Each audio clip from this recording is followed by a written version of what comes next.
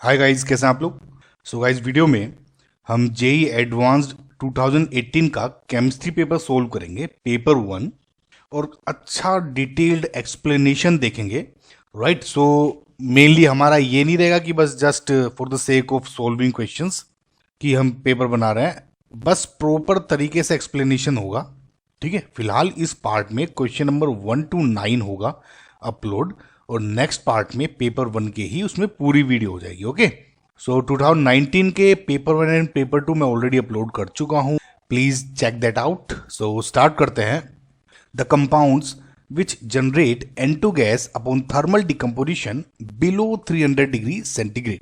Now इसमें guys below 300 degree centigrade कहा है, इस बात पे आप एक बार ध्यान रखिएगा।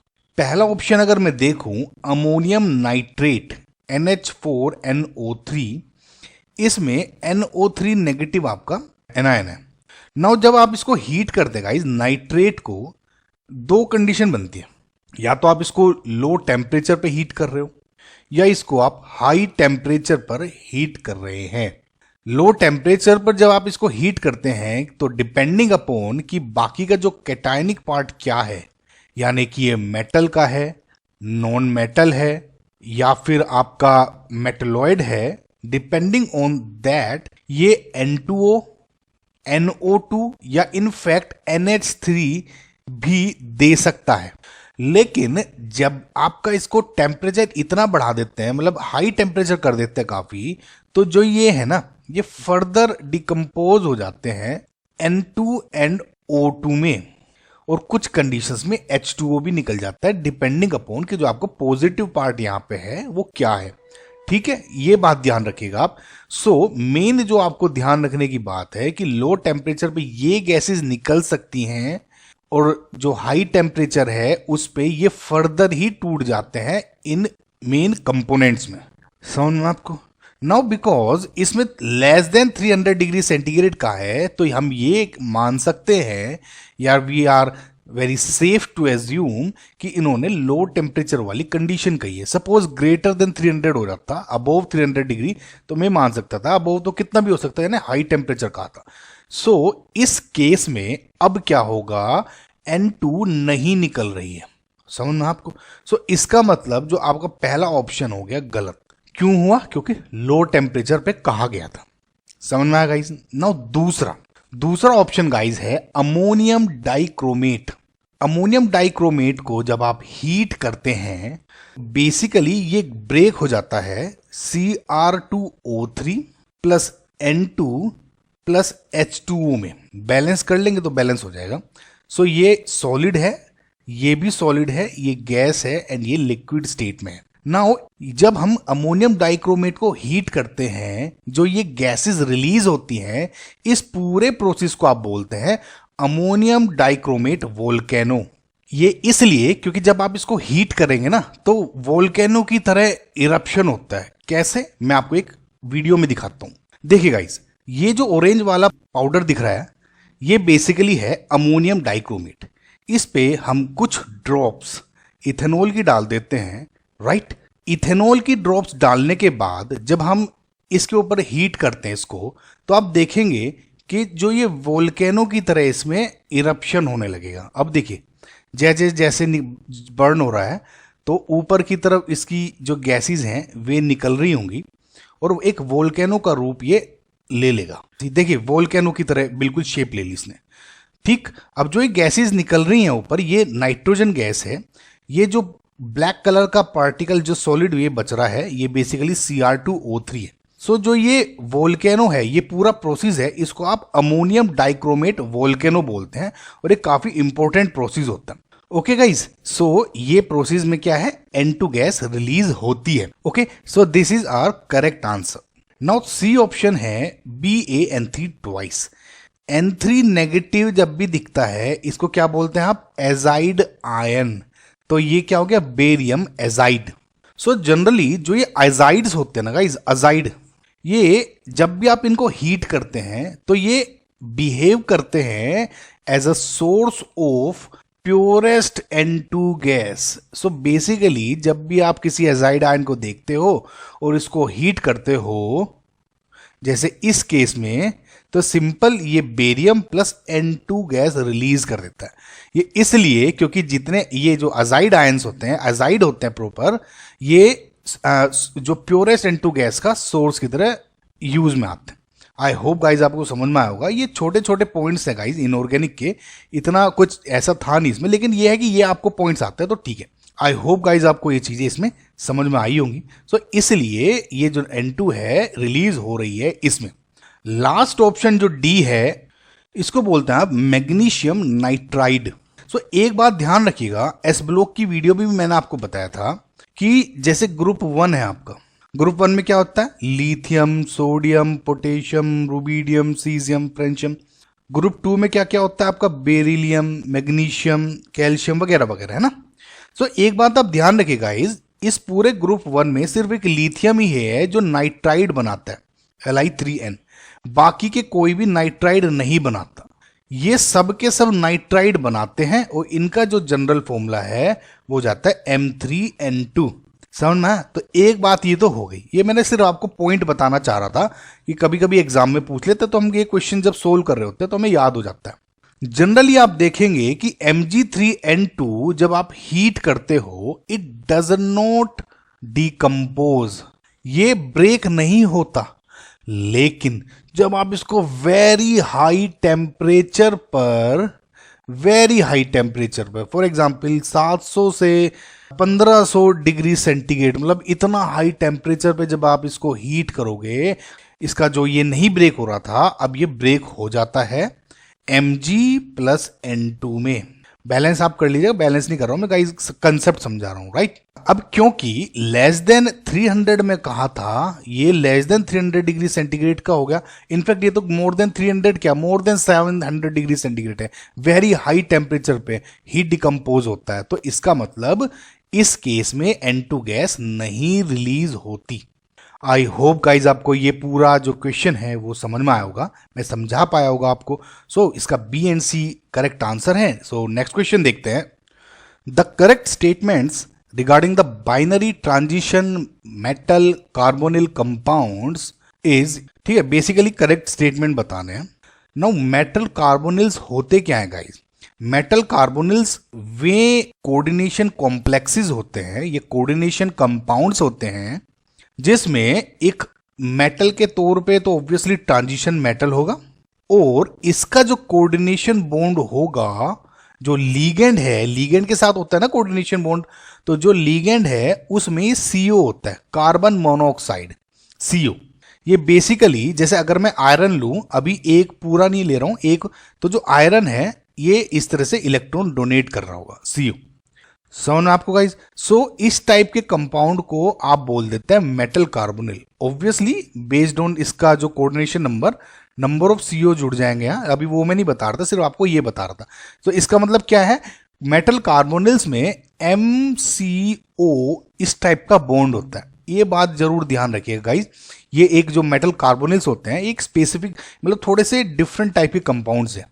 समझना क्यों? क्योंकि इसमें ये वाला बॉन्ड और ये वाला बॉन्ड आपस में इंटरलिंक्ड होते हैं। मतलब अगर ये बॉन्ड वीक हो रहा है तो ये स्ट्रोंग हो जाता है, और अगर ये वीक हो रहा है तो ये स्ट्रोंग हो जाता है। समझना अब क्यों होगा, अभी ये C एंड D ऑप्शन में आपको मैं बताऊंगा। फिलहाल A and B option solve करने की कोशिश करते हैं। सो A ऑप्शन है total number of valence shell electrons at metal centre in, इसमें एंड इसमें इज 16। दोनों में 16 है ये बोला है। पहला है FeCO5, दूसरा है NiCO4। एक बात ध्यान रखिएगा गाइस, जो ये CO है is a strong field ligand, strong field ligand है, ठीक है, ये तो हमें पता होना चाहिए। नाउ अब इसका वैलेंस शेल इलेक्ट्रॉन पूछा है, तो देखिए एक मैं आपको आयरन वाला थोड़ा अच्छी तरह से एक्सप्लेन करके बताता हूं, फिर इसको रेप्लिकेट कर देंगे इसमें। Fe का जो एटॉमिक नंबर है 26 होता है, यानी आर्गन 3d6 4s2। नाउ जो CO है ये ओवरऑल जो इसका ऑक्सीडेशन स्टेट क्या होगा, 0 होता है ना, न्यूट्रल है। तो Fe का ऑक्सीडेशन स्टेट इसमें 0 हो जाएगा। ये समझ में आया ना आपको गाइस, क्योंकि Fe + 5 × 0 = 0, Fe 0 हो जाएगा। तो मैं ये कह सकता हूं कि ओवरऑल जो इलेक्ट्रॉन जुड़ेंगे, यानी Fe के साथ ओवरऑल ये 1 2 3 4 5 6 7 एंड 8 जो लोन पेयर्स थे 5 सीओ के जुड़ रहे हैं, यानी एक सीओ का लोन पेयर 1 2 3 4 एंड 5, ये सब के सब जो सीओ के ऊपर लोन पेयर्स है वे डोनेट हो रहे हैं। समझ में आपको? तो इसका मतलब क्या हुआ कि जो FeCO5 है इसमें कितने वैलेंस शेल इलेक्ट्रॉन हुए भाई? देखिए 1 2 3 4 5 6 7 8 तो उसके पास अपने पास थे। नौ 5 सीओ ने डोनेट कर दिए हैं, तो 5 ये कितने हो गए? 8 9 10 11 12 13 14 15 16 17 18, सो 18 इलेक्ट्रॉन्स टोटल इसके जो वैलेंस शेल इलेक्ट्रॉन्स है इसके अंदर प्रेजेंट है। समझ में आपको गाइस किस सेंस में बोल रहा हूं मैं? चलिए इसको भी देख लेते हैं। निकिल का जो एटॉमिक नंबर है 28 है, इसका जो इलेक्ट्रॉनिक कॉन्फ़िगरेशन हो जाएगा ये 3d8 4s2। अगेन निकिल का इसमें ऑक्सीजन स्टेट 0 है, तो मुझे इलेक्ट्रॉन निकालने की कोई जरूरत नहीं है। सिमिलरली निकिल के पास कितने हैं? 8 और 10। ठीक, अब देखिए मुझे ये लिखने की भी पूरी जरूरत नहीं है कि मैं ये पूरा डायग्राम बनाऊं, इसको ऐसे समझा, इसको ऐसे समझाता हूं। देखिए 8 और 10 इलेक्ट्रॉन्स इसके इसमें वैलेंस शेल में हो, क्योंकि इलेक्ट्रॉन लूज तो नहीं हुए ना कोई, और 4 टाइम्स 2 इलेक्ट्रॉन्स एक सीओ कर रहा है, तो 4 सीओ है इंटू 2। समझ में आपको? 4 सीओ है, एक सीओ के पास 2 इलेक्ट्रॉन है, 4 इंटू 2। सिमिलरली 10 प्लस 4 टू 8 यानी 18 इलेक्ट्रॉन्स। आप इसको ऐसे भी सोल्व कर सकते थे। तो इसका मतलब दोनों के पास यानी जो सेंट्रल मेटल है या मेटल सेंटर जो इसमें पूछा गया था, इनके पास ओवरऑल 18 इलेक्ट्रॉन्स हैं। किसी के पास भी 16 नहीं है, तो पहला ऑप्शन मेरा गलत हो गया।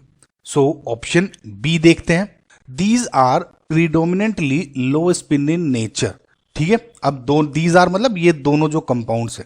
आपको मैं एक बात बता दूं गाइज, अगर थोड़ा सा भी आपको मतलब एक हल्का आइडिया दे रहा हूं कि लो spin complex and high spin complex को अगर आपको पता करना है तो कैसे देखेंगे। इनकी कुछ क्वालिटीज होती हैं। जो लो स्पिन कॉम्प्लेक्स होते हैं जनरली ये स्ट्रॉन्ग फील्ड लिगेंड प्रेजेंट होते हैं इनमें।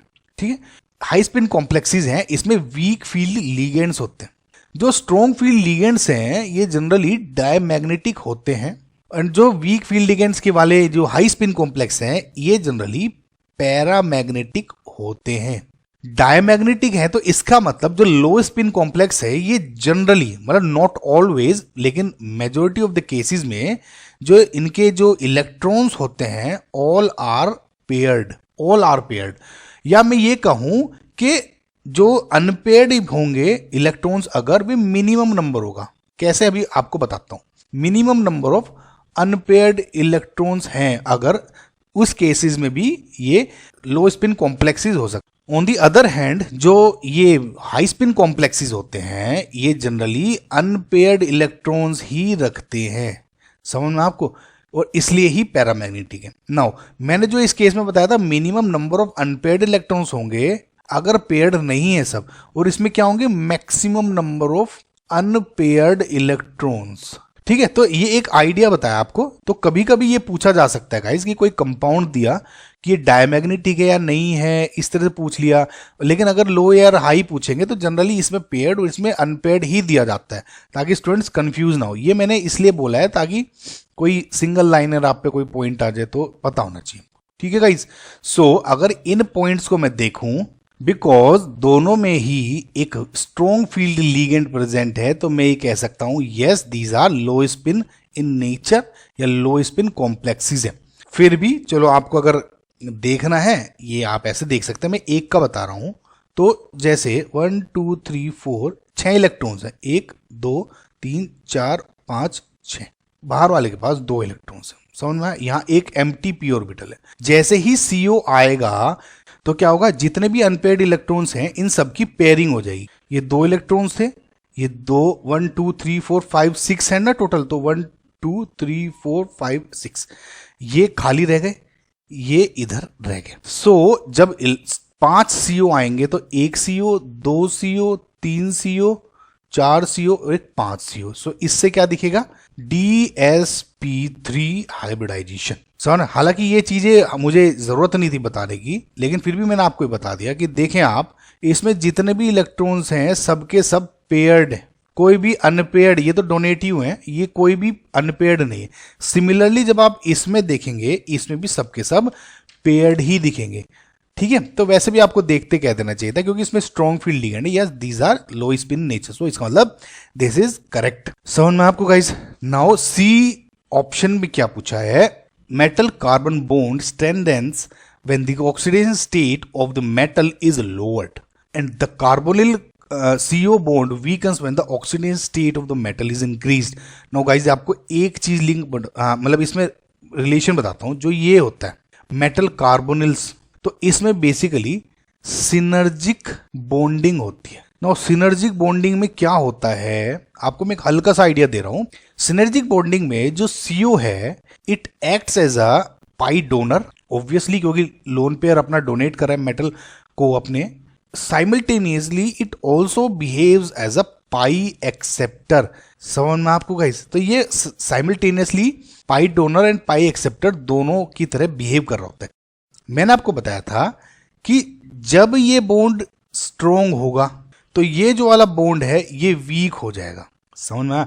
एंड वाइस वर्सा, कि जब ये वीक होगा तो ये स्ट्रोंग हो जाता है, ठीक। जब ये स्ट्रोंग होता है तो मैं ये कह सकता हूं कि जो बॉन्ड लेंथ है, बॉन्ड लेंथ शॉर्ट हो जाती है, छोटी हो जाती है। जब ये वीक हो जाता है तो इसका मतलब जो बॉन्ड लेंथ है इंक्रीज हो जाती है, बढ़ जाती है। तो अगर इसकी बॉन्ड लेंथ छोटी हुई, इसकी बढ़ जाएगी। ये वीक हो गया तो यानी वीक का मतलब बॉन्ड लेंथ बढ़ जाएगी, इंक्रीज हो जाएगी। अब इसकी वीक होने की वजह से बॉन्ड लेंथ बढ़ी तो ये स्ट्रोंग हो जाएगा, इसका मतलब बॉन्ड लेंथ इसकी घट जाएगी। तो ये इनवर्सली प्रोपोर्शनल है। नाउ गाइस ये तो हो गया। इसमें आपको मैं एक पॉइंट और बताता हूं कि जो ये बॉन्ड स्ट्रेंथ है, MC वाले की बात कर रहा हूं, MC का जो बॉन्ड है इसके बारे में बात कर रहा हूं। जो इसकी बॉन्ड स्ट्रेंथ है वो इनवर्सली प्रोपोर्शनल होती है oxidation state of this metal. Oxidation जैसे सपोज +4 +3 +2, ठीक है। ये जैसे जैसे राइट पे जा रही है डिक्रीज हो रही है। अब जैसे माइनस में जा रही है, -2 -3, मैं क्या कहूंगा, ये हाई है और ये लोअर में। समझ में आया आपको, इस तरह से। तो जितना ज्यादा ऑक्सीडेशन स्टेट उतना कम बॉन्ड स्ट्रेंथ इस बॉन्ड का, उतना कम बॉन्ड स्ट्रेंथ मतलब उतना लंबा बॉन्ड हो जाएगा। एंड जितनी कम ऑक्सीडेशन स्टेट यानी जितने नेगेटिव की उसमें जाएगा उतना ज्यादा इसका बॉन्ड स्ट्रेंथ हो जाता है, यानी उतना छोटा बॉन्ड हो जाएगा। सो इससे पहला जो सी ऑप्शन वो क्या हो जाएगा, metal carbon bond strengthens when the oxidation state of metal is lowered. This is correct. The carbonyl CO bond weakens when the oxidation state of metal is increased. अब देखिए oxidation state of metal increase हो रही है, इसका मतलब जो bond strength है इस बॉन्ड की डिक्रीज हो रही है। एंड अगर ये डिक्रीज हो रही है तो ये इंक्रीज होगी। समझ में आपको, इसका मतलब वीकन्स नहीं है, स्ट्रेंथन होता। तो इसका मतलब ये गलत ऑप्शन। आई होप गाइज आपको मैं ये पूरा का पूरा समझा पाने में सक्सेसफुल हुआ होगा, right. So B and C इसका करेक्ट आंसर है। नेक्स्ट क्वेश्चन देखते हैं। Based on the compounds of group 15 elements the correct statements are. Now group 15 elements हैं कौन कौन से, nitrogen, phosphorus, arsenic, antimony, bismuth. समझ आपको गाइज ये, यानी इसमें अगर आप देखेंगे ऊपर से नीचे आते हुए जो नॉन मेटेलिक कैरेक्टर था वो डिक्रीज हो रहा है, या कहूं तो मेटेलिक कैरेक्टर इंक्रीज हो रहा है। जैसे ये ऊपर नॉन मेटल में होता है और नीचे आते आते आते ये मेटल तक हो चुके होते हैं। एक बात और ध्यान रखिए कि जो मेटल के ऑक्साइड्स होते हैं generally are basic in nature, और जो नॉन मेटल के ऑक्साइड्स होते हैं these are acidic in nature generally, ठीक है। B2O5 is more basic then N2O5। अभी जो आपको ये बताया, अगर आपको देखिए इस क्वेश्चन को करने के लिए आपको बहुत चीजें लगा सकते हो, आप सिर्फ एक चीज से सोल्व नहीं कर सकते, ठीक है। मतलब ऐसा नहीं है कि सिर्फ ये नहीं पता तो नहीं होगा। देखिए मैं आपको एक दो मेथड बताऊंगा। पहला तो ये हो गया कि जैसे नीचे आओगे तो मेटेलिक कैरेक्टर इंक्रीज होता है। मेटल के जो ऑक्साइड्स होते हैं जैसे Bi2O5 ये बेसिक होते हैं, एंड N2 जो नॉन मेटल इनका एसिडिक होगा।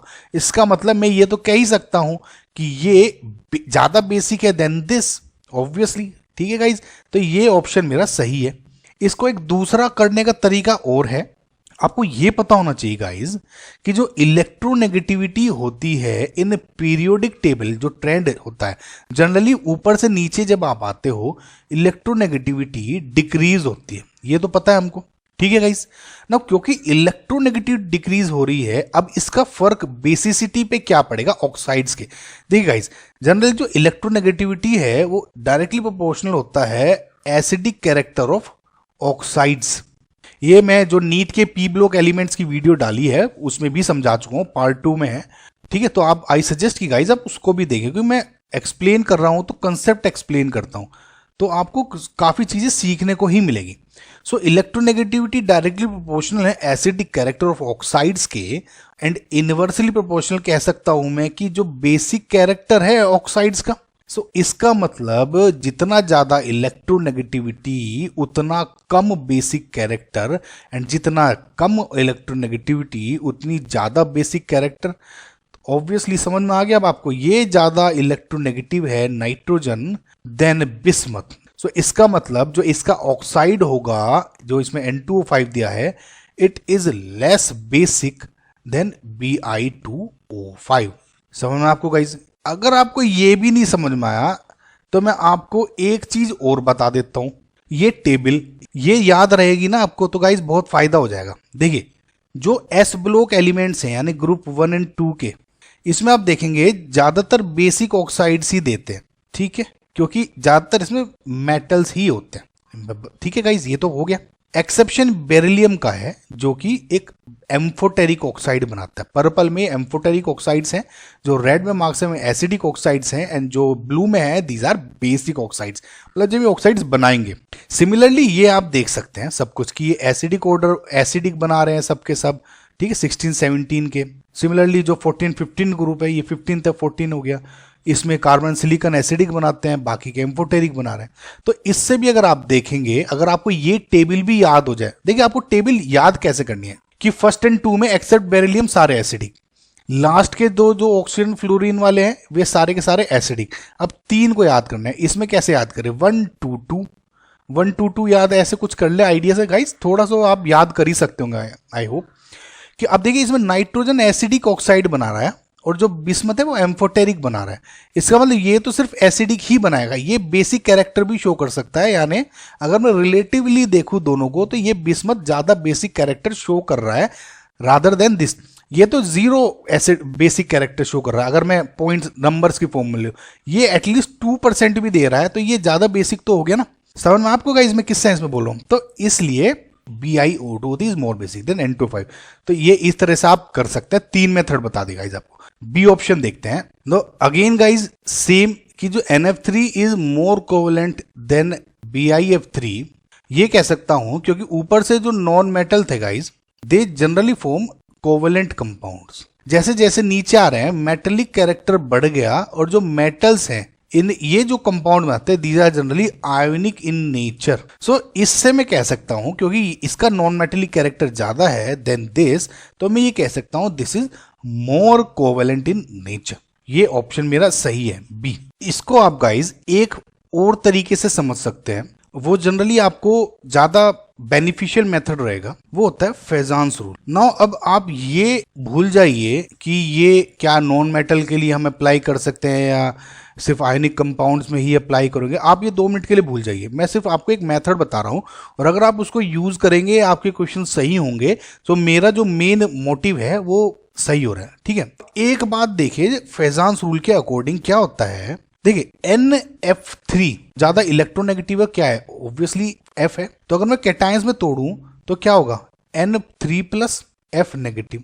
सिमिलरली BiF3 में क्या हो जाएगा Bi3 plus and F negative. Obviously guys ये तो पता होगा ना, फ्लोरीन आ जाता है तो ये -1 ही लिया जाता है इसको। अब क्या होगा, फेजांस रूल के अकॉर्डिंग मुझे ये पता है कि जो साइज ऑफ द कैटायन है, अगर आपको फेजान रूल नहीं आता गाइस मुझे बताए, मैंने अब तक वीडियो हालांकि अपलोड नहीं करी है, मैं कर दूंगा। देखिए साइज ऑफ कैटायन वो इनिशियली इनवर्सली प्रोपोर्शनल होता है पोलराइजिंग पावर के, हेंस इनवर्सली प्रोपोर्शनल होता है कोवेलेंट कैरेक्टर के। मतलब जितना ज्यादा पोलराइजिंग पावर उतना ज्यादा कोवेलेंट कैरेक्टर, या जितना ज्यादा साइज ऑफ कैटायन उतना कम कोवेलेंट कैरेक्टर।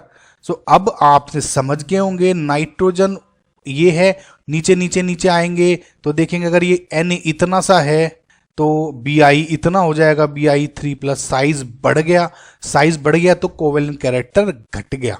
तो ये सही है। आई होप गाइज आप इस रूल को यूज करें, आंख बंद करके यूज करें guys. Majority of the cases में ये आपका जो क्वेश्चन है वो सही होगा, दैट्स माय पर्सनल गारंटी। ठीक है, क्योंकि अब हम 50 चीजें सोच लेते हैं, जो मेन चीजें हैं ना ये सामने जो हमारी पड़े हम इन्हें नहीं यूज कर पाते। C option, PH3 boils at lower temperature than NH3। Now अब देखिए आप, फैजान रूल के अकॉर्डिंग ही हम इसको सोल्व करेंगे। फैजान रूल के अकॉर्डिंग एक और रिलेशन बैठता है, जैसे आपको मैंने बताया कि साइज ऑफ द कैटायन, ये बहुत अच्छा क्वेश्चन है गाइज, अब ध्यान से सुनिएगा। साइज ऑफ द कैटायन है ये इनवर्सली प्रोपोर्शनल, जब पोलराइजिंग पावर के ये इनवर्सली प्रोपोर्शनल हो गया कोवेलेंट कैरेक्टर के, या मैं ये कहूं कि अगेन ये डायरेक्टली प्रोपोर्शनल हो जाता है MP के, ये डायरेक्टली प्रोपोर्शनल हो जाता है BP के बॉइलिंग पॉइंट, समझ रहे हैं, ये डायरेक्टली प्रोपोर्शनल हो जाता है थर्मल स्टेबिलिटी के। देखिए आपको कितने क्वेश्चन आप सोल्व कर सकते हैं। साइज ऑफ द कैटायन है ये सब के सब डायरेक्टली प्रोपोर्शनल, ठीक है। और ये इनवर्सली प्रोपोर्शनल हो जाता है कलर इंपार्टिंग नेचर के। कलर इंपार्टिंग नेचर क्या हो जाती है कि जितना बड़ा साइज होगा उतना कम कलर इंपार्टिंग, मतलब डार्कनेस बोलूं तो मैं, कि जितना ज्यादा साइज होगा कैटायन का, बड़ा साइज, उतना ही कम डार्क होगा कलर, लाइट कलर हो जाएगा। समझ में आपको गाइज मैं क्या कह रहा हूं ना। अगर इस हिसाब से देखें गाइज, जो NH3 है this is more covalent in nature, जो PH3 है ये थोड़ा लेस कोवेलेंट हो जाएगा। ये साइज ऑफ द कैटायन के हिसाब से बोल सकता हूं मैं। तो आइडियली कि जो मेरा ज्यादा कोवेलेंट है it should have laser BP, inversely proportional है ना guys, so ideally it should have low BP, and जो PH3 है it should have high BP। समझ में आया ना गाइस आपको? क्यों? क्योंकि ये ज्यादा कोवेलेंट है और ये लो कोवेलेंट का है, कम कोवेलेंट है, ठीक, due to the size difference. लेकिन इसमें ये उल्टा हो जाता है। उल्टा क्यों होता है? अब ये देखिए, जो अमोनिया है इसमें लोन पेयर है, इसमें H है, तो it can form hydrogen bonding. समझना आपको? जो हाइड्रोजन बॉन्डिंग है अमोनिया एंड अमोनिया के मॉलिक्यूल्स के बीच में, इन हाइड्रोजन बॉन्डिंग की वजह से जो इसकी जो क्योंकि ये इंटरमोलिकुलर हाइड्रोजन बॉन्डिंग है, इंटरमोलिकुलर हाइड्रोजन बॉन्डिंग जब भी होगी हमेशा बॉइलिंग पॉइंट इंक्रीज हो जाता है, ठीक है। लेकिन इस केस में PH3 केस में ऐसी कोई बॉन्डिंग नहीं है। सो अब जो ये केस हुआ ये बेसिकली फेल हो गया। क्यों? क्योंकि due to the presence of hydrogen bonding. I hope guys आप समझ पाए होंगे जो मैंने समझाने का। मैंने बताया कि आइडियली तो यही होना चाहिए था कि इसका लो BP होना चाहिए था, लेकिन इस केस में ये नहीं है because of the presence of hydrogen bonding. भाई FO and N है, इनसे जो H होते हैं, ठीक है, ये हाइड्रोजन बॉन्डिंग करते हैं इन्हीं FO या N के साथ। इसमें P है, FON ही होना चाहिए हाइड्रोजन बॉन्डिंग की वजह से। तो इसका मतलब ये क्या है? सही स्टेटमेंट है, ठीक है। क्यों? Boils at lower temperature NH3, क्योंकि हाइड्रोजन बॉन्डिंग इसमें नहीं है, इसमें। नाउ लास्ट ऑप्शन देखते हैं D, the NN single bond is stronger then PP single bond. ये बोल रहे हैं, देखिए सिंगल बॉन्ड की बात हो रही है गाइस, ट्रिपल बॉन्ड की बात नहीं। ट्रिपल बॉन्ड तो ऑब्वियसली गाइस बहुत स्ट्रोंग होता है। NN सिंगल बॉन्ड है और PP सिंगल बॉन्ड है। देखिए जैसे जैसे आप डाउन द ग्रुप आते हो तो क्या होता है कि जो बॉन्ड लेंथ है वो इंक्रीज होने लग जाती है, ठीक है। इसका मतलब ये शॉर्टर बॉन्ड लेंथ है और ये लॉन्गर बॉन्ड लेंथ है। ये बात हो गई आपको because of smaller atomic size, ठीक है, ये भी कह सकते हैं आप। अगर आप गौर से देखें, नाइट्रोजन के पास भी लोन पेयर्स हैं और फोस्फोरस के पास भी लोन पेयर्स हो। लोन पेयर इधर भी एक एक लोन पेयर। अब इनके बीच में रिपल्शन होता है, इन लोन पेयर्स के बीच में। अगर मैं इनका पोटेंशियल मान लूं 10 यूनिट का पोटेंशियल, लोन पेयर में कितनी पावर है समझ आने के लिए बता रहा हूं बस, तो इसमें भी 10 यूनिट का पावर होना चाहिए क्योंकि लोन पेयर ही है ना, वही लोन पेयर इधर है। भाई आप ये देखिए कि ज्यादा जो लोन पेयर्स हैं ये पास में होने की वजह से ज्यादा रिपल्शन करते हैं। इस रिपल्शन की वजह से बॉन्ड टूटने लग जाता है। आप ऐसे समझिए, आपके पास एक रस्सी है, ठीक है, इतनी डिस्टेंस की, और अब आप इस फोर्स से तोड़ रहे हो तो ये छोटी रस्सी है, ये टूटने की इसकी आशंका है। लेकिन अब वही लंबी रस्सी है और उसी फोर्स से आप इसको भी खींच रहे हो तो इस पे कंपैरेटिवली टेंशन कम आएगी। समझ आ रहा है आपको? रस्सी पे टेंशन कम आएगी क्योंकि फोर्स उतनी है लेकिन लेंथ ज्यादा हो गई। इसमें लेंथ छोटी है, टेंशन ज्यादा हो जाएगी, वजह से टूटने के इसके चांसेस है। इसी वजह से ये जो बॉन्ड है ये वीकर हो जाता है in comparison to this. Single bond की बात कर रहा हूँ गाइज, है ना। सो ये जो है बेसिकली रॉन्ग स्टेटमेंट हो गया। आई होप गाइज आपको मैं समझा पाया होगा, दोबारा देखिएगा कोई दिक्कत हो, ठीक है। सो नेक्स्ट क्वेश्चन देखते हैं। In the following reaction sequence, the correct structure of X is। Now guys देखिए, मैं एक चीज बता रहा हूं, इसका जो करेक्ट आंसर है वो बी ऑप्शन है। सो मैं अभी आपको बी ऑप्शन से रिएक्शन बताऊंगा पहले पूरी की पूरी, फिर मैं आपको एक्सप्लेन करूंगा कि अगर मैं एग्जाम में बैठता तो मैं पहले क्वेश्चन में क्या मतलब क्या ढूंढता कि करेक्ट ऑप्शन से स्टार्ट करूं मैं। आप डायरेक्ट ऑप्शन टू ऑप्शन भी सेलेक्ट कर सकते थे कि पहला ऑप्शन फिर दूसरा फिर तीसरा फिर चौथा, ठीक है, या आप थोड़ा सा ट्रिक लगाते तो वैसे भी सोल्व कर पाएंगे। पहले अभी मैं आपको बी से पूरी रिएक्शन समझा देता हूं, ठीक है। ये जो कंपाउंड है इसकी रिएक्शन करी पहले आपकी PbR3 and in the presence of ET2O di ethyl ether, एक सोलवेंट है, नॉन पोलर सोलवेंट है, ठीक है, यानी SN2 मैकेनिज्म आपकी इसमें होगी।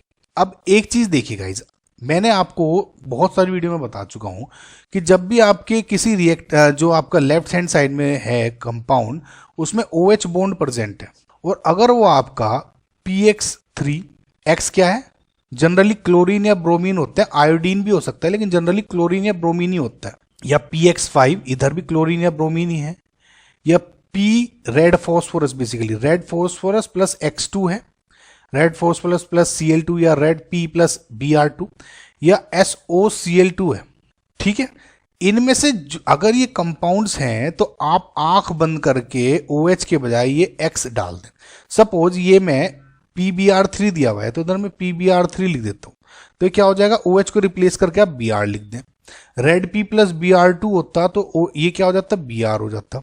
सिमिलरली अगर SOCl2 है तो इधर क्या हो जाता, Cl जुड़ जाता। समझ में आपको? नाउ फॉर एग्जाम्पल अगर आपका अल्कोहल है और आपने PCl5 से रिएक्शन करा दी तो ये क्या हो जाएगा, P ये R, OH को Cl से रिप्लेस कर दे, RCl।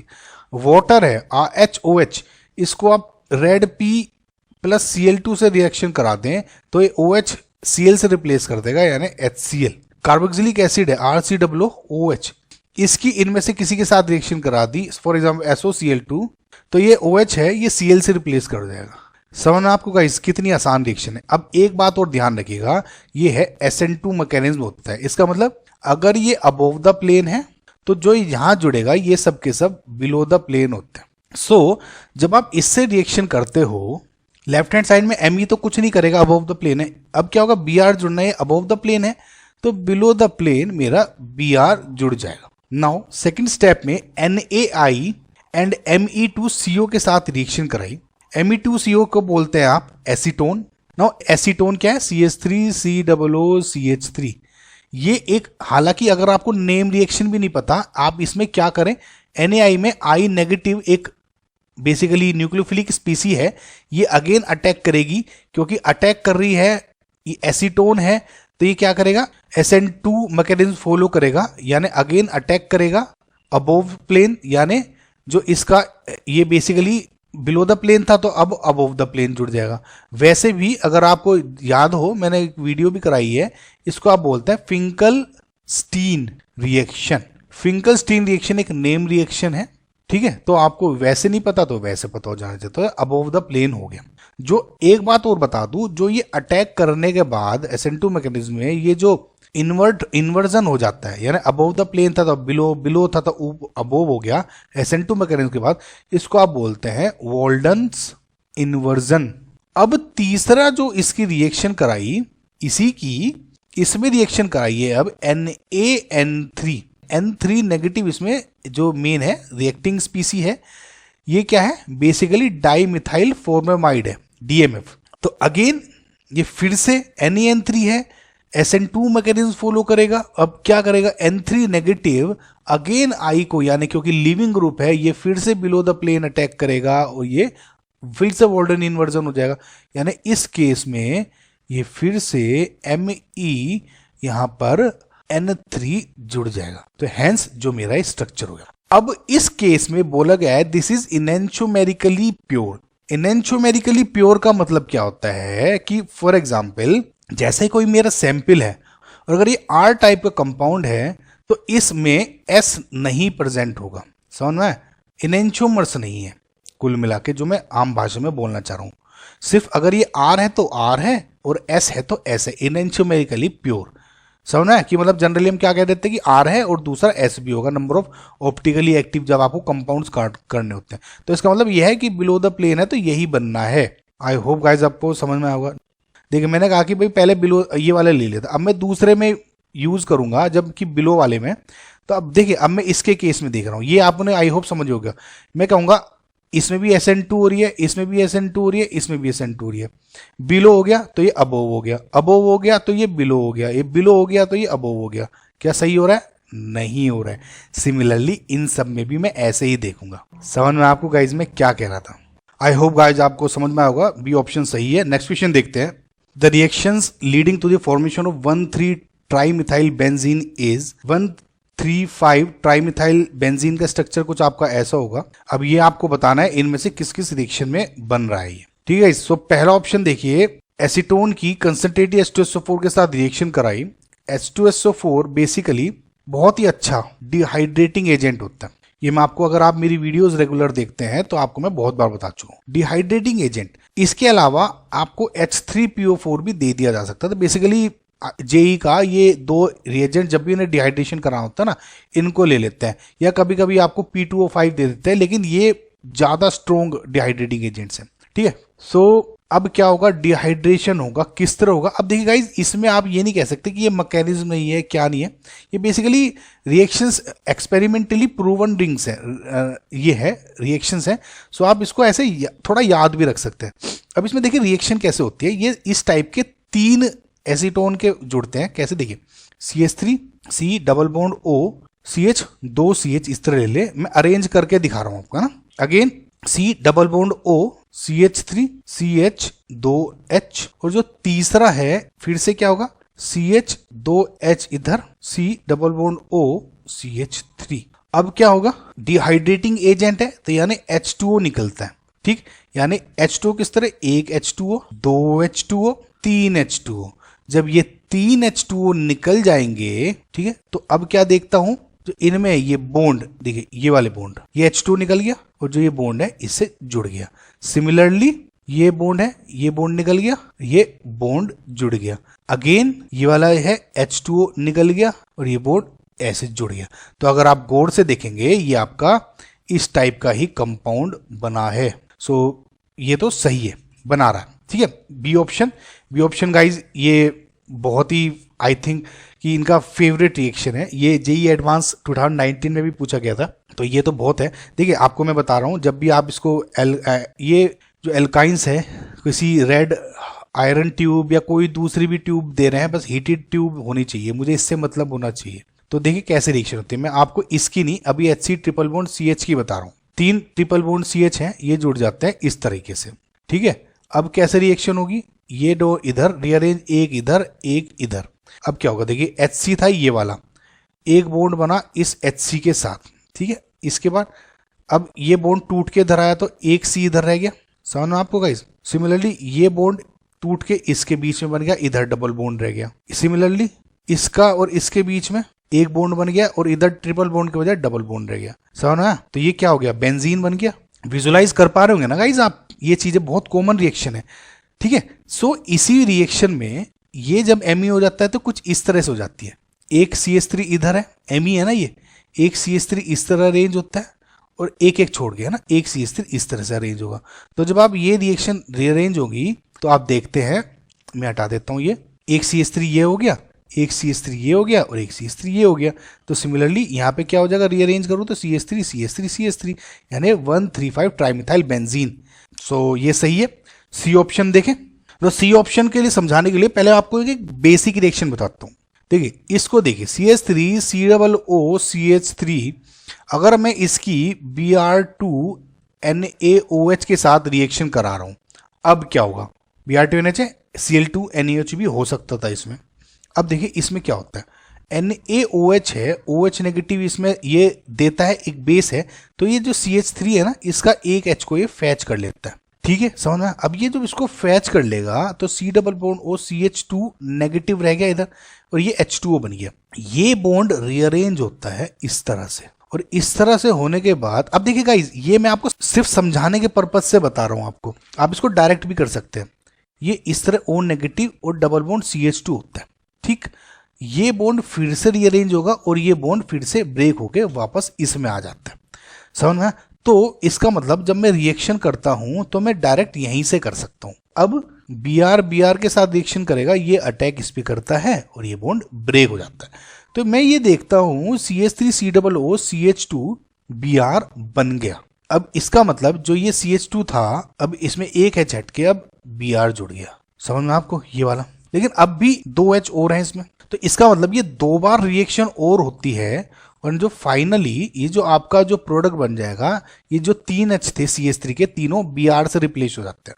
CH3 COO CBr3। Finally ये OH नेगेटिव से रिएक्शन करेगा एंड ये बॉन्ड न्यूक्लियोफिलिक होगा अटैक, और ये बॉन्ड ब्रेक हो जाता है। ये बॉन्ड जब ब्रेक हो जाएगा तो मैं ये देखता हूं, अब इस केस में ये मेरा कार्बोक्सिलिक एसिड में कन्वर्ट हो, प्लस जो ये CBr3 था नेगेटिव, ये जो ये वाला H3O पॉजिटिव है, इसका प्रोटॉन लेकर CHBr3 में बन जाता है आयोडो ब्रोमोफॉर्म में।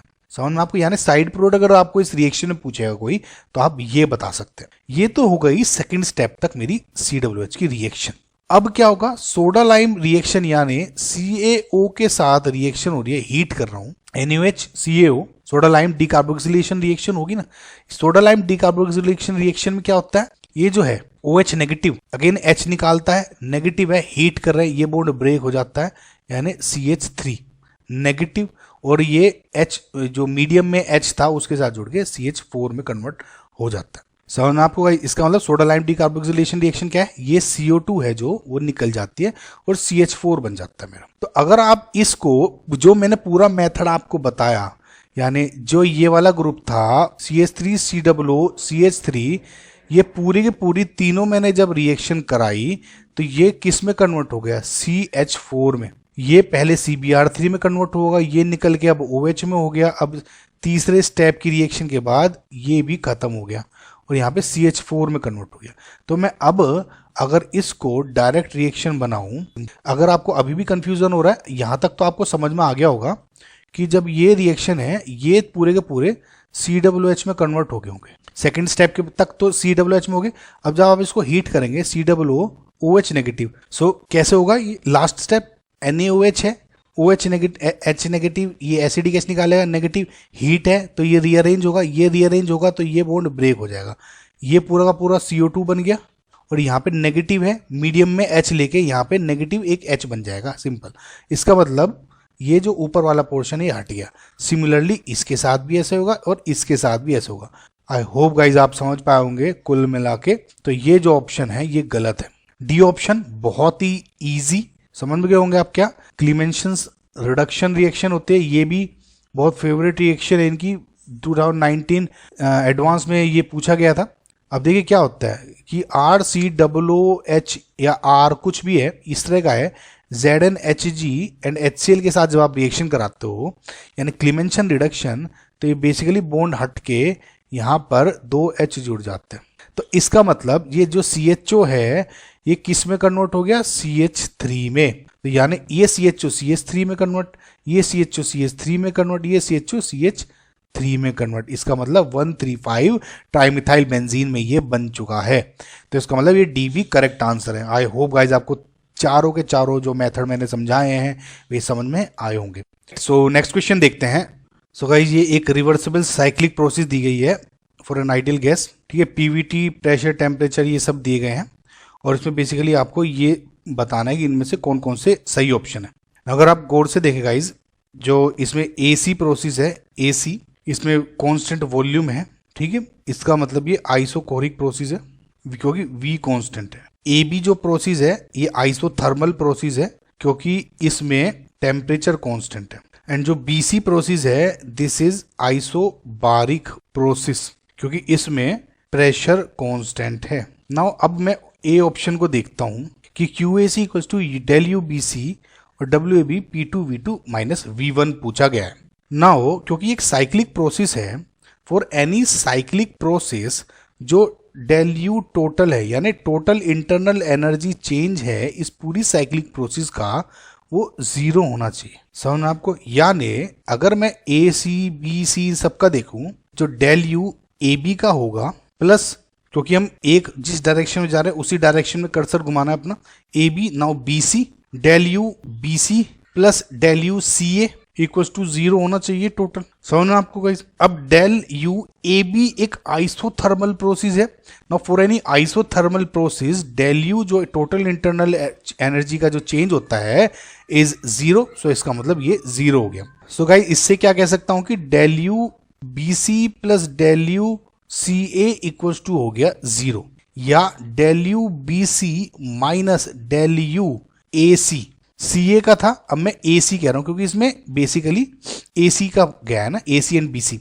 Del U A C equals to zero, या del U B C equal हो जाएगा डेल यू ए सी के।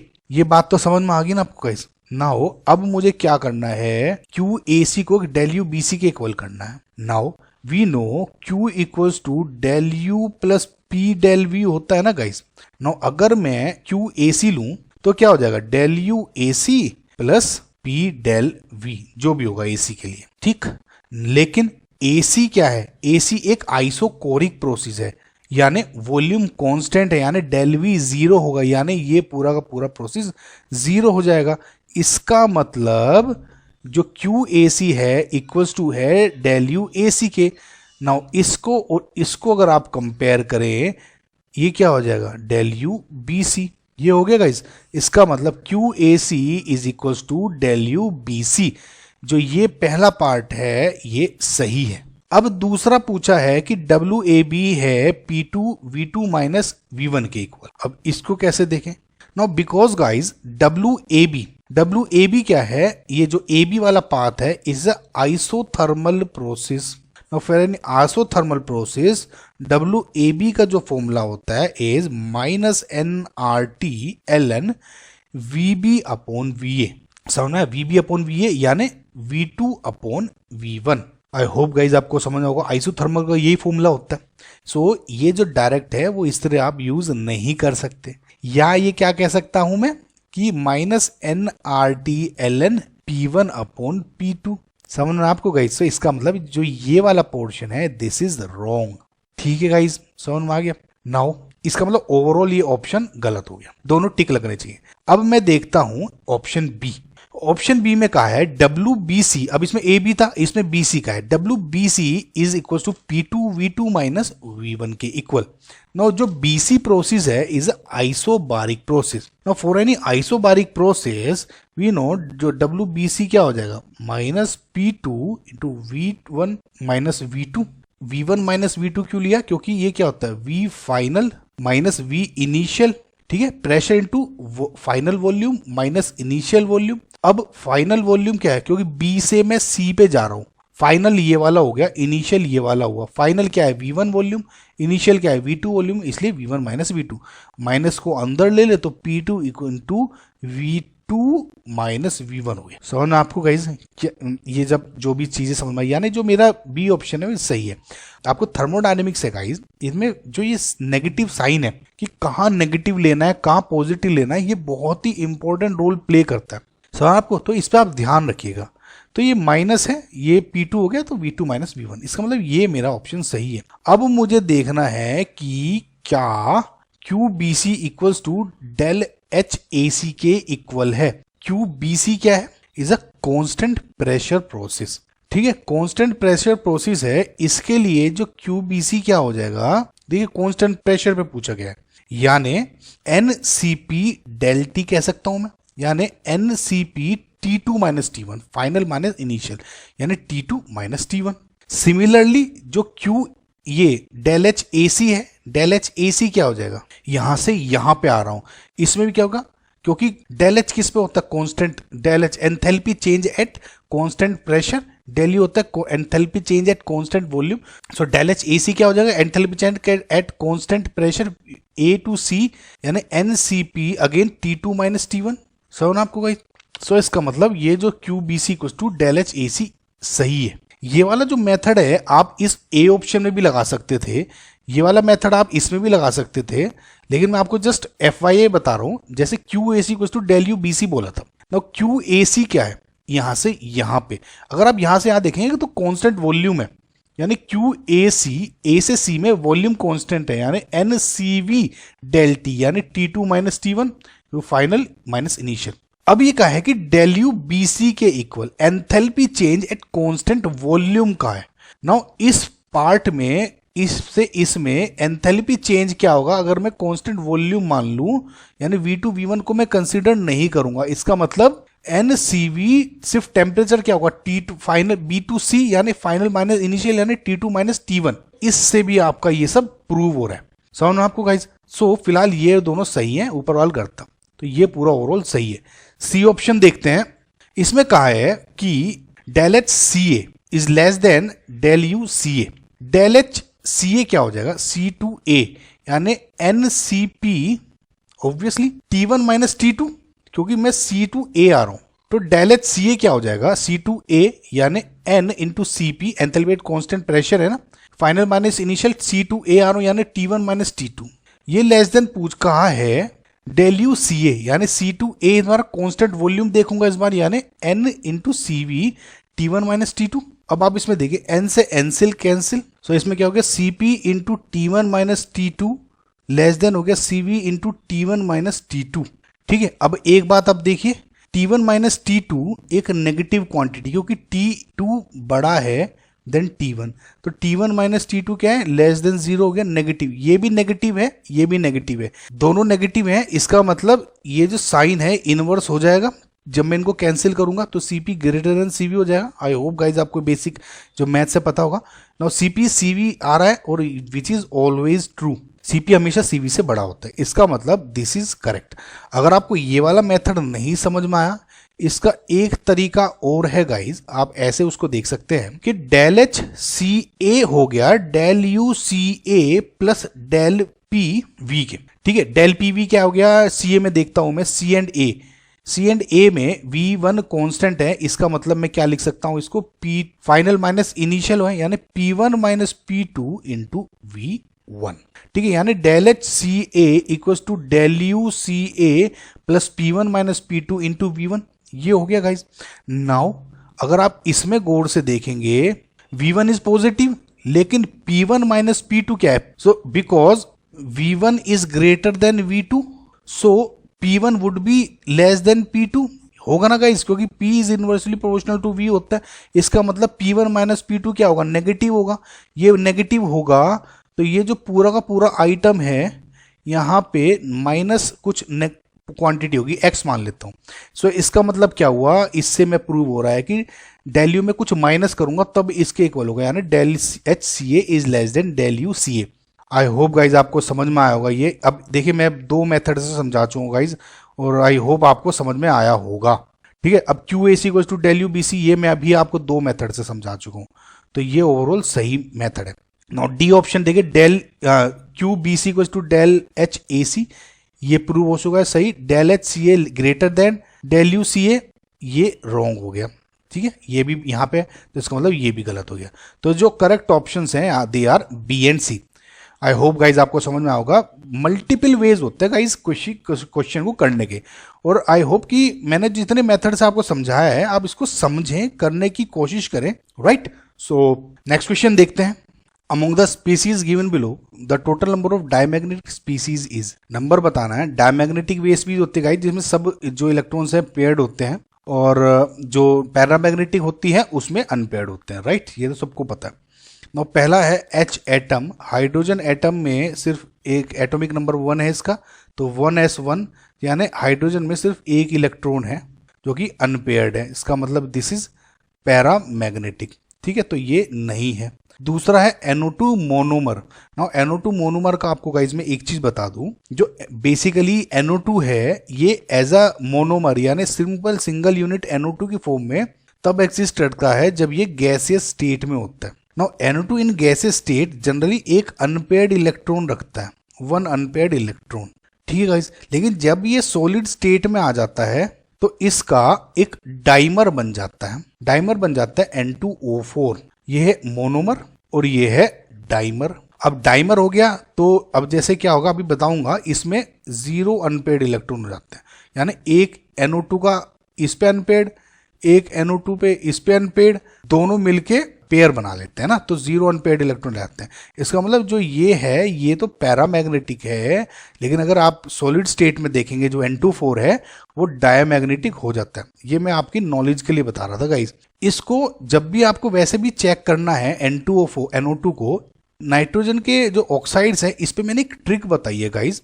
और देखिए जितने भी ये स्ट्रक्चर्स है इनका अगर आपको स्ट्रक्चर बनाना आता है ना तो बहुत इजी हो जाता है आपको एक्सप्लेन करना। NO2 पे मैंने एक ट्रिक बनाई है कि उसका आप स्ट्रक्चर बना सकते हैं, ठीक है, डिस्क्रिप्शन में मैं लिंक दे दूंगा और उसको देखें। वैसे इसका 2 मेथड है। देखिए अगर आपको स्ट्रक्चर पता है NO2 का स्ट्रक्चर कुछ इस तरह होता है, N पे ऊपर एक लोन पेयर होता है, इधर जो है वे सब के सब पेयरिंग होती है इन सबकी, ठीक है। तो जो ये N है इसकी वजह से ये बेसिकली पैरामैग्नेटिक होता है। लेकिन जब N2O4 आप देखते हो, N2O4 का स्ट्रक्चर कुछ इस तरह होता है और इसमें कोई भी अनपेयर्ड इलेक्ट्रॉन नहीं होता। जनरली बेसिकली देखिए होता क्या है, ये NO2 एक इलेक्ट्रॉन, ये NO2 का एक इलेक्ट्रॉन, ये दोनों जुड़ जाते हैं इस तरह, ठीक है। ये वाला जो बॉन्ड है बेसिकली वो ये वाला है, ठीक है। डाइमर बन गया तो 0 अनपेयर्ड इलेक्ट्रॉन रह गए। मोनोमर पूछा था कैसे, स्टेट भी बोल सकते थे, यानी ये भी गलत आंसर है। इसको एक तरह से आप कोर्स कर सकते थे, मैंने एक ट्रिक बताई थी आपको, अगर आपने मेरी केमिकल बॉन्डिंग की वीडियो देखी है तो उसमें आपको ये बताऊंगा कि नाइट्रोजन NO2 दिखा है, इसमें आप ये पहले चूज कर ले कि जो सबसे ज्यादा इलेक्ट्रोनेगेटिव एलिमेंट है वो कौन सा है।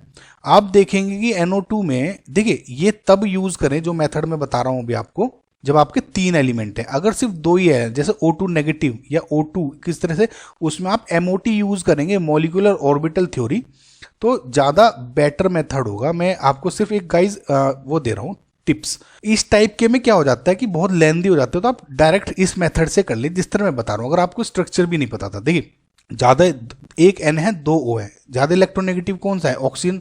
ऑक्सीजन के जो आउटरमोस्ट शेल में कितने इलेक्ट्रॉन होते हैं, 6, ठीक है। ऑक्सीजन का 8 है ना, तो 2,6 6 अनपेयर्ड 6 वैलेंस शेल इलेक्ट्रॉन्स होते हैं। तो अब क्या करें, 1 2 3 4 5 एंड 6 इलेक्ट्रॉन्स बना दिए।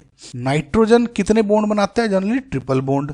ऑक्सीजन डबल बॉन्ड बनाता है। तो अब देखिए एक O तो मेरा ये वाला हो गया, अब एक N बचा, एक O बचा, एक N ट्रिपल बॉन्ड बना देगा और एक O डबल बॉन्ड बना देगा। तो अगर आप देखेंगे ये तो सारे के सारे बॉन्डिंग में लग गए। ये एक इलेक्ट्रॉन है, इसने इसके साथ, इसने इसके साथ, इसने इसके साथ बॉन्ड बना दिया। ये है, ये भी पेयरिंग बन गई इलेक्ट्रॉन्स के साथ, ठीक है। ये एक इकलौता इलेक्ट्रॉन बचा जो कि अनपेयर्ड है। इसका मतलब ये क्या है आपका, पैरामैग्नेटिक। ये भी मेथड से कर सकते थे आप। समझ में आपको गाइज मैं क्या कह रहा हूं, ठीक है। नाउ ये गाइज उसमें यूज करें जब मोर देन 2 आपके हैं, मतलब ये hybridization, number of unpaired electrons बनाने में काम आता है, लेकिन इस ट्रिक को तब यूज करें आप।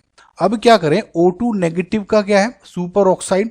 O2 नेगेटिव अगर आप मॉलिक्यूलर ऑर्बिटल थ्योरी के साथ करेंगे तो आपको बहुत इजी पड़ जाएगा। जो ऑक्सीजन है उसका जो इलेक्ट्रॉनिक कॉन्फ़िगरेशन क्या हो जाएगा, 1s2 2s2 2p4, ठीक है। तो जो आउटर मोस्ट शेल हैं ये वाले, इसको देखो मॉलिक्यूलर ऑर्बिटल थ्योरी क्या होगी, ये 2s2, ये क्या हो जाएगा सिग्मा 2s, ये क्या हो जाएगा sigma star 2s। Molecular orbital theory I hope आपको आती होगी। तो 2 इलेक्ट्रॉन है, ये एटॉमिक ऑर्बिटल है, ये एटॉमिक और ये मॉलिक्यूलर ऑर्बिटल, तो ये दो होंगे इलेक्ट्रॉन। अब क्या होगा, 4 इलेक्ट्रॉन है, 1 2 3 4, तो 1 2 3 4 सारे पेयर्ड हैं, इसमें तो कोई दिक्कत नहीं। पी वाला देखता हूँ, पी में एक इधर एटॉमिक ऑर्बिटल O का 2 O है ना, इसलिए एक O एटॉमिक ऑर्बिटल O का। अब मैं इधर बनाऊंगा इसका मॉलिक्यूलर ऑर्बिटल थ्योरी, ठीक है। अब ये इस तरह हो गए, ये हो गए इस तरह से, समझ में आपको गाइस। सो 4 इलेक्ट्रॉन है, 1 2 3 4, 1 2 3 एंड 4, टोटल 8 इलेक्ट्रॉन्स, 8 इलेक्ट्रॉन बढ़ने हैं, 1 2 3 4 5 6 7 एंड 8 इलेक्ट्रॉन्स हो गए। अब एक ये नेगेटिव चार्ज था, तो यानी टोटल 9 इलेक्ट्रॉन्स हो गए, यानी एक 9। अगर आप देखें अब इधर एक अनपेयर्ड इलेक्ट्रॉन है, इसका मतलब ये क्या हो गया, एक पैरामैग्नेटिक कंपाउंड हो गया। आई होप गाइज आपको चीजें ये समझ में आई होंगी। तो ये क्या है, पैरामैग्नेटिक है ये O2 negative. Dimeric sulphur in vapour phase. अब देखिए एक चीज मैं आपको बताता हूं, S2 जनरली S8 की फॉर्म में एग्जिस्ट करता है, क्राउन स्ट्रक्चर होता है इसका, ऐसे कुछ ऐसा होता है ना गाइस। लेकिन वेपर फेज में it exist as S2 dimeric sulphur, disulphur बोल दें आप। तो अब इसमें भी सेम टू सेम जैसा मैंने O2 नेगेटिव का किया था ना, सेम टू सेम वैसा ही आपका इसमें स्ट्रक्चर बनेगा। सो अब क्या होगा, इसमें जो आउटरमोस्ट जो इसके वैलेंस शेल है, इसमें क्या हो जाएगा 3s2 3p4।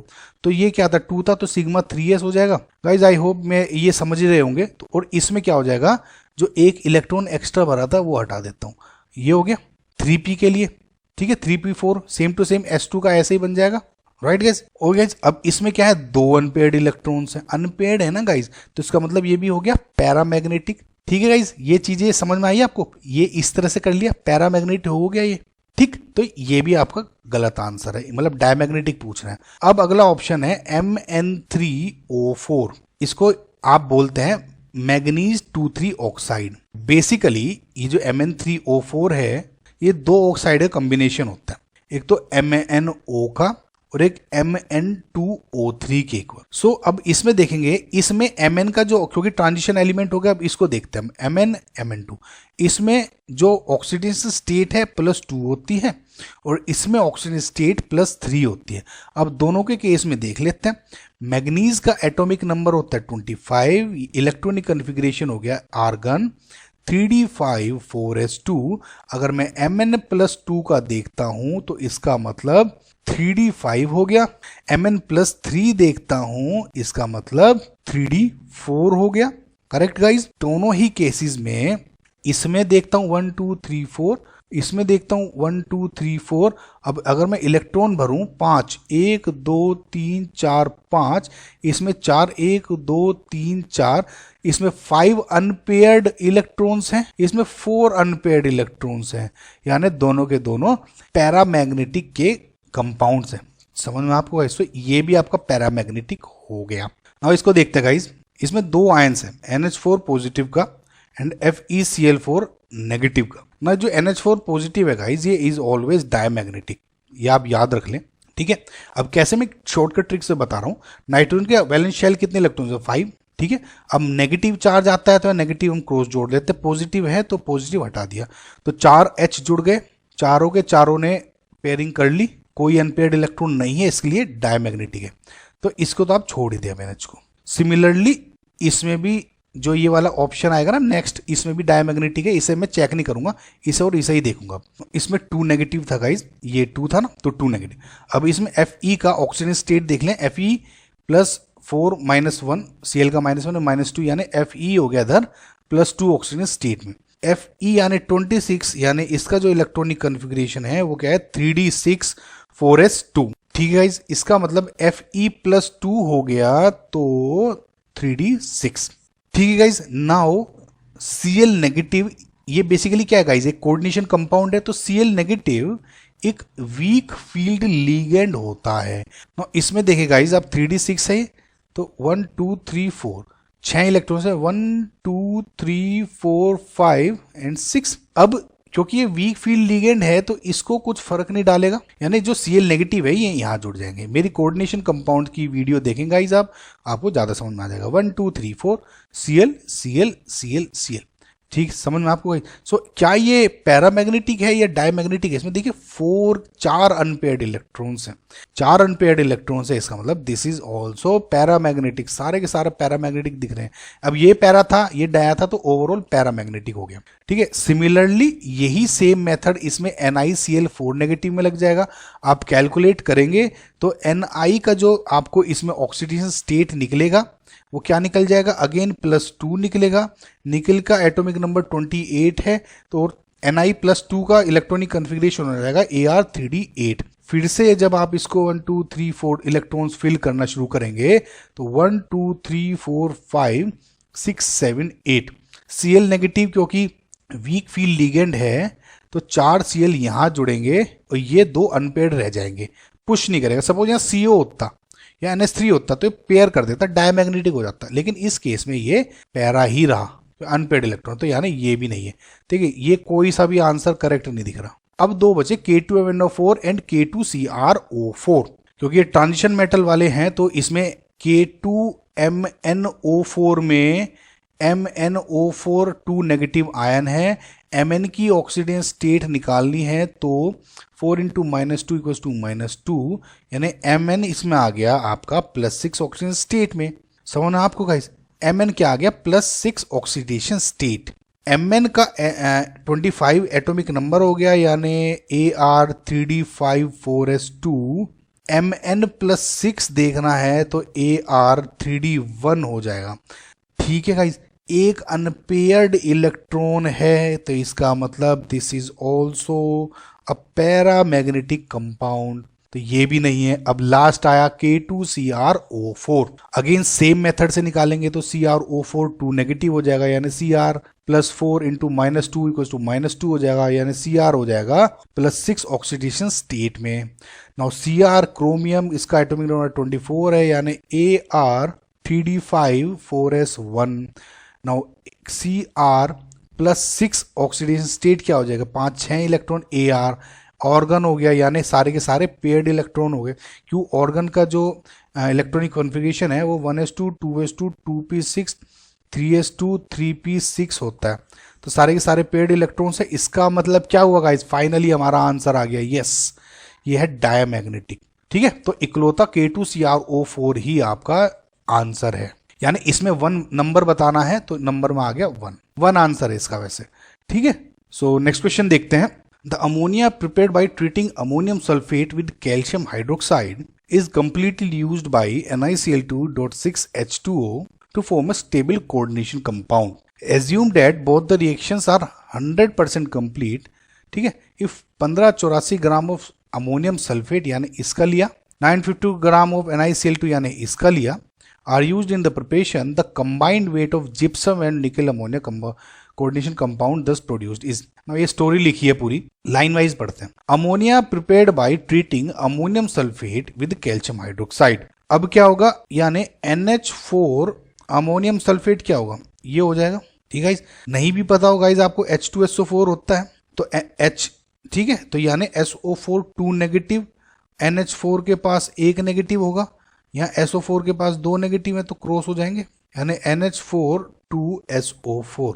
ठीक है गाइज, तो अमोनियम सल्फेट लिया, कैल्शियम हाइड्रोक्साइड के साथ रिएक्शन करा दी। गाइज अगर आपको इसकी रिएक्शन आती भी नहीं है तो भी आपका हो जाना चाहिए था। देखिए जनरली क्या हो जाता है, ये इन्वर्ट हो जाती है, राइट।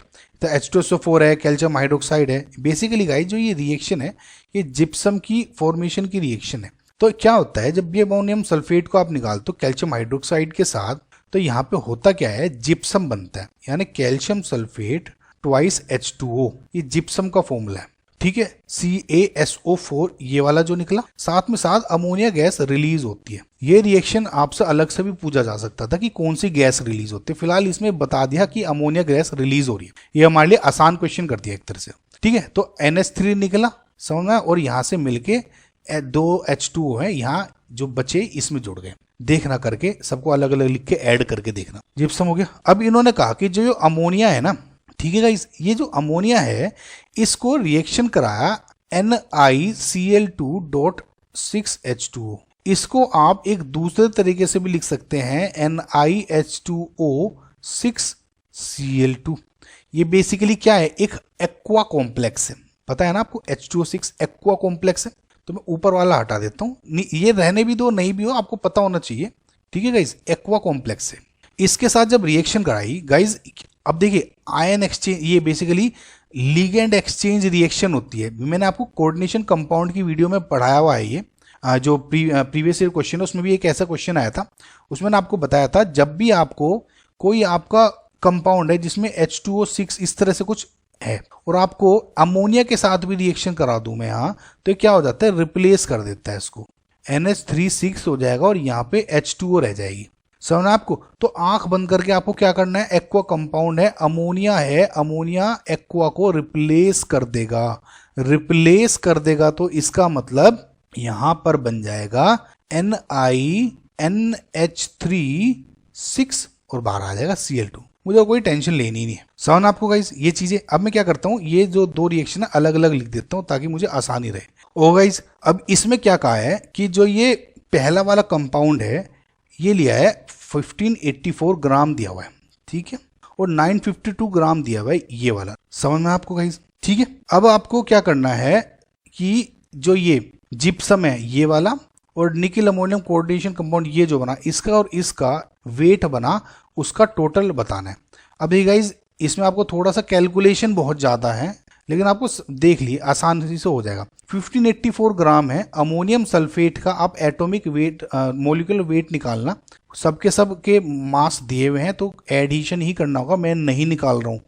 1584 जब इसका पूरे का एटॉमिक मास मोलिकुलर मास निकालेंगे तो 132 हो जाएगा। तो मास अपॉन मोलिकुलर मास क्या हो जाएगा, नंबर ऑफ मोल्स, ये हो जाएगा 12 मोल्स। तो जो अमोनिया है मेरा 12 मोल रिएक्ट कर रहा है। समझ में आ रहा आपको गाइस, 12 मोल। देखिए एक स्टोक्योमेट्रिक कोफिशिएंट है ना 12, इधर भी एक का स्टोक्योमेट्रिक कोफिशिएंट है ना। जब आप इसको बैलेंस करेंगे गाइस तो ये 2NH3 आ जाएगा इधर, इसको बैलेंस करेंगे तो 6NH3 इधर आ जाएगा, ठीक है। ये तो क्या हो गया, एक स्टोक्योमेट्रिक कोफिशिएंट है, एक इधर है, तो ये 12 मोल बन रहा है। तो ये कितना बन जाएगा 12 मोल। मेरी मोल कंसेप्ट की वीडियो देखिएगा, उसमें मैंने ट्रिक बताई है। तो ये भी 12 मोल हो गया, ये भी 12 मोल हो गया। अब जो मेरा इसका 952 ग्राम दिया है, इसका जब आप एटॉमिक मास निकालोगे, इसका एटॉमिक मास हो जाएगा 238 ग्राम। तो यानी 238 से डिवाइड कर दोगे तो ये आ जाएगा आपका 4 मोल। अब ये 4 मोल है तो ये कितना हो जाएगा 4 मोल। सेम मेथड, क्योंकि एक स्टोक्योमेट्रिक कोफिशिएंट है, इसका भी एक स्टोक्योमेट्रिक कोफिशिएंट है, तो ये भी ये 4 मोल है तो ये भी 4 मोल हो जाएगा। समझना, ये गाइज मोल कंसेप्ट की वीडियो है मेरी, ट्रिक मैंने देखिएगा। नहीं तो आप ऐसे देखिएगा, इसको अगर मैं पूरे को x मान लूँ, इसको y मान लूँ, तो x upon stoichiometric coefficient equals to y upon stoichiometric coefficient, तो दोनों के नंबर ऑफ मोल्स इक्वल हो जाएंगे, ठीक है। x और y यहाँ पे नंबर ऑफ मोल्स थे, तो ये 4 मोल ये भी बन गया। तो अब देखिए 12 मोल कैल्शियम सल्फेट 2H2O बना, 4 मोल NiNH3 Cl2 बना। अब कैसे ऐड करेंगे, देखिए 12 into molecular mass of gypsum इसका plus 4 times molecular mass of इसका, यानी जो भी कोरा कॉम्प्लेक्स कंपाउंड बना। समझ में आपको गाइस, ठीक है। देखिए सिर्फ मोल्स निकाल लेते और कुछ नहीं, बड़े बड़े कंपाउंड्स बन रहे हैं इसलिए दिक्कत हो रही है। अब देखिए गाइस जब आप इसको कैलकुलेट करेंगे, इसका जो मोलिकुलर मास है जिप्सम का ये आ जाएगा 172, यानी 12 इंटू 172 प्लस जब इस पूरे कोऑर्डिनेशन कंपाउंड जो आपका अमोनिया वाला बना था, इसका एटॉमिक मास निकाला 232, यानी 4 इंटू 232, इसको जब ऐड करेंगे तो 2992 ग्राम्स आ जाएगा। समझना आपको गाइज। देखिए गाइज इसमें कुछ नहीं था, एक तो आपको ये पता होना चाहिए था कि बैलेंस कर ली रिएक्शन की, जब मैं इसको जो अमोनिया की कोऑर्डिनेशन कंपाउंड के साथ रिएक्शन करी तो डिस्प्लेसमेंट रिएक्शन हो जाएगी, ठीक है, वो हो गया। और एटॉमिक मास निकालना आना चाहिए था, और कुछ नहीं था इस क्वेश्चन में। समझना आपको गाइज। कोई दिक्कत हो तो बताइएगा मुझे, मैं थोड़ा सा और थोड़ा एक्सप्लेन करके बताऊंगा, लेकिन इसमें गाइज कुछ था नहीं एक्सप्लेन करने वाला कुछ, ठीक है। सो नेक्स्ट क्वेश्चन देखते हैं। Consider an ionic solid MX with NaCl structure, ठीक है, कंस्ट्रक्टेड न्यू स्ट्रक्चर Z। देखिए कोई MX है NaCl स्ट्रक्चर का, और इन्होंने क्या है कि एक हमें Z नया यूनिट सेल बताना है, और जिसकी हमें इन्होंने कंडीशंस दे दी है कि पहले जितने भी X हैं उसको हटा दो, M से रिप्लेस कर दो कुछ आयंस को, ऐसे कुछ। अभी आपको समझ में आ जाएगा कि मैं क्या कहना चाह रहा हूँ। देखिए सबसे पहले तो आपको NaCl का पता होना चाहिए कि NaCl जो है वो एक FCC टाइप का स्ट्रक्चर होता है जो कुछ इस तरह का दिखता है, ठीक है। अब देखेंगे आप कि जो ये डॉट्स हैं ये Na+ हैं, और जो ये सर्किल्स हैं ये Cl नेगेटिव है, क्लोराइड आयंस। ये आप याद रख लीजिएगा, इस पे बहुत बार क्वेश्चन रिपीट होते हैं, तो इसको आप ध्यान में रख लीजिए। अब मैं क्या करता हूं, देखिए टोटल नंबर ऑफ जो एटम्स हैं इसमें FCC स्ट्रक्चर में क्या है कि जो ये है डॉट्स, इनको काउंट कर लूं, और जो Cl नेगेटिव है कितने एटम्स वो काउंट कर लूं, ठीक है। MX है तो MX में M क्या है, M पॉजिटिव, X क्या है, X नेगेटिव। M पॉजिटिव क्या हो गया Na+, X नेगेटिव क्या हो गया Cl नेगेटिव। तो इस बात को आप ध्यान में रखिएगा, ठीक है गाइस। नाउ अब एक बात देखिए कि टोटल नंबर ऑफ जो Na+ हैं इन FCC कितने होते हैं।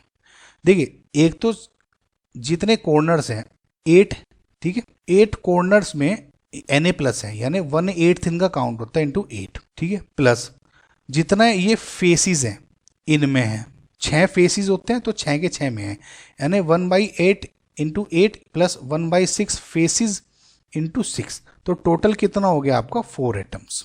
4 एटम्स हो गए या आयंस हो गए Na+ के। सिमिलरली जब आप देखोगे total number of Cl negative क्या है, ये बेसिकली जो Na+ के ऑक्टाहेड्रल ओइड्स हैं उसमें Cl नेगेटिव जुड़े रहते हैं। समझ में आपको गाइस इस बात का? तो मैं डायरेक्ट भी बोल सकता था कि जो अगर क्योंकि एटम्स इतने हैं तो जो Cl नेगेटिव हैं वे ऑक्टाहेड्रल पोजीशंस ऑक्यूपाई कर रही होती हैं, तो वो अगर ये n है तो ये भी n ही होगा, यानी ये 4 है तो ये भी 4 होगा। या इसे मैं ये कह सकता हूं कि अगर ऑक्टाहेड्रल वॉइड है तो नंबर ऑफ एटम्स के इक्वल होता है, इक्वल्स टू n। अगर टेट्राहेड्रल वॉइड होता तो यानी वो 2n हो जाती है कि नंबर ऑफ टेट्राहेड्रल वॉइड्स कितने हैं 2n। इस पे मैं सॉलिड स्टेट पे जो वीडियो है उस पर मैं एक्सप्लेन कर चुका था ये वीडियो। तो फिलहाल मैं अभी ये नहीं कर रहा, मैं काउंट करके दिखाता हूँ आपको। अब देखिए इसमें क्या है, Cl नेगेटिव बेसिकली जो 12 एजेस हैं उन पे टिका हुआ है। तो 12 एजेस हैं, एजेस पे 1/4 यूज होता है यानी 12 एज ये है ना, तो यानी प्लस एक सेंटर पे होता है, बॉडी सेंटर में, वो 1 सेंटर में है तो यानी 1 पूरा यूज होगा, यानी ये 3 ये 1 इसका भी 4 एटम्स। ये बात समझ में आ गई आपको गाइस? ठीक है, समझ में आपको? मैं आपको एक्सप्लेन कर देता हूँ। ये क्या है कॉर्नर, ये क्या है, ये 3 है गाइस, 2 था 2 हाफ है ना, हाफ होता है तभी तो हुआ ना 4। तो ये क्या हो गया फेस, 6 फेसेस 8 कॉर्नर्स, ये क्या हो गया एज, और ये क्या हो गया बॉडी सेंटर। ठीक है, अब अगर आपने इस बात को समझ लिया आपके लिए बहुत आसान हो जाएगा। मैं क्या करता हूं Na+ इधर लिख लेता हूं, Cl नेगेटिव इधर लिखता हूं। अब देखिए एक बात, अब देखिए 1 1 है, +1 कॉर्नर की वजह से था, +1 कॉर्नर में टोटल एटम इसलिए बता रहा हूं मैं ना, +3 जो एटम्स हैं ये 2 3 से फेसिस की वजह से 3, तो जो +3 एटम्स हैं फेसिस की वजह। अब समझने की कोशिश कीजिएगा ये मैं किस तरह समझा रहा हूँ। +1 जो टोटल +1 एटम्स हैं वे हैं कॉर्नर के, टोटल सबको ऐड कर दिया 1/8। जो 3 एटम्स आए वो फेसिस की वजह से आए थे। सिमिलरली इसमें जो 4 3 12 यानी 3 जो एटम्स हैं +3 वे हैं एजेस की वजह से, और इसमें जो +1 है वो है बॉडी सेंटर की वजह से।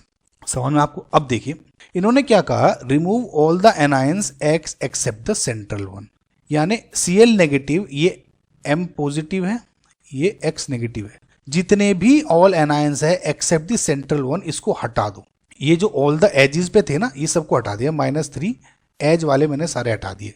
समझ में मैंने क्या लिखा, जितने भी एजेस के थे वे हटा दिए। Replace all the face centre cations यानी M+ बाई एनायंस, जितने भी फेस वाले कैटायंस थे ठीक है उनको एनायन से रिप्लेस कर दो, यानी फेस वाले ये थे तो अब मुझे इनको कैटायन से एनायन से रिप्लेस करना, यानी इधर हटा दिया 3 फेसिस और इधर 3 फेसिस जोड़ दिए। समझ में आना आपको क्या कह रहा हूं, समझ रहे हैं? Remove all the corner cation atoms, corner के थे कि +1 यानी इधर में माइनस कॉर्नर कर दिया। Replace this central anion X with cation M, replace करना है, यानी जो ये +1 था ये -1 कॉर्नर हो गया Cl का, Cl नेगेटिव हटा दिया और कैटायन जोड़ दिया +1 सेंटर का। समझ में आ गया? इसको अब देखिएगा रिमूव एंड रिप्लेस दोनों में अंतर है। अब टोटल ऐड कर दूं, नंबर ऑफ कैटायंस और एनायंस कितने हो गए, +3 और एक ये 3 से 3 कैंसिल, +1 से -1 कैंसिल, तो ओवरऑल नंबर ऑफ कैटायंस कितने हो गए +1। एनायंस कितने हो गए -3 से +3 कैंसिल, +1 से -1 कैंसिल, ओवरऑल कितना बचा +3। तो रेशियो जो पूछी है इन्होंने number of anions and number of cations की, एनायंस कितने हो गए 3, कैटायंस कितने हो गए 1, ओवरऑल कितने हो गए 3, यानी जो इसका आंसर है इज 3। समझ में आपको गाइज किस तरह किया? 2-4 चीजें थी, ये थोड़ा मैंने इसलिए बताया था ताकि आप कंफ्यूज ना हो।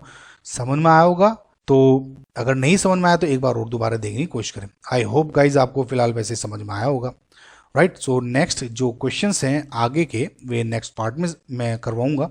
कोई इश्यू हो तो मुझे बताएं, right guys. So thank you for watching, I like share and subscribe, bye.